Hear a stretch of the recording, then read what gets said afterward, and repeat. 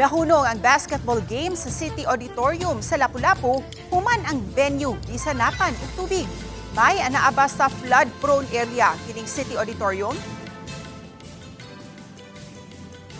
Usa sa mga flood-prone area sa Lapu-Lapu City ang merkado publiko sa Barangay Poblasyon. Ug kay duol ra sa merkado ang City Auditorium, hinungdan nga masanapan gayud kini sa pagbaha, ilabi na kun kusog kaayo ang pag-uwan.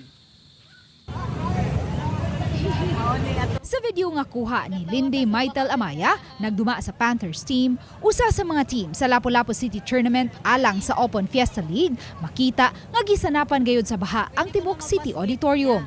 Matod ni Lindy, padung na untang magsugod ang third game, diin usa ang iyang team sa mudua dihang nagsugod na ang pag-uwan. Ang tanami sa komite kung padayon baghapon ang play niya na padayon inig mundang kay to secure rasad sa seguridad sa mga players o sa dihang perti mang kusuga gyud hinuon.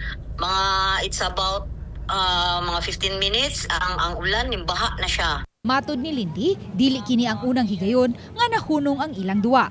Sa miaging buwan, atol sa elimination round, natunong usab nga ni Uwan dihang muduwa na unta ang iyang team. Niadtong higayuna, dili kaayo kusog ang uwan apan nasudla na og gamay tubig ang auditorium.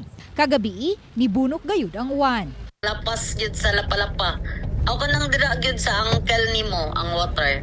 Sa sulod ra sa auditorium, but dito sa gawa sa auditorium sa katong naanay dalan, kuan siya, kuan gyud lapas gyud sa diri gyud sa iyang unahan sa uncle nato.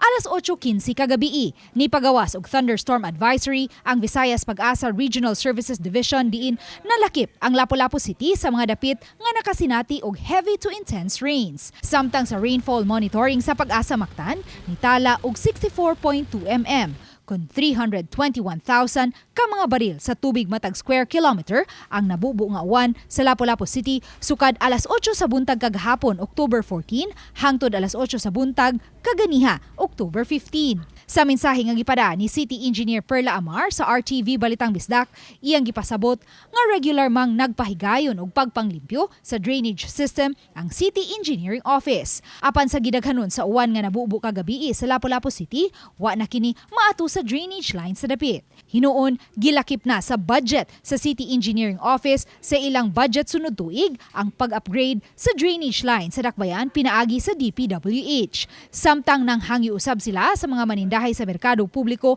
nga dili magpataka og labay sa ilang mga basura aron di mabara ang drainage line. Si Lindy sa iyang bahin nang hinaot nga unta makonsiderar usab sa city government nga makagamit sila og laing venue sa ilahang basketball tournament matag higayon nga mubunok ang uwan.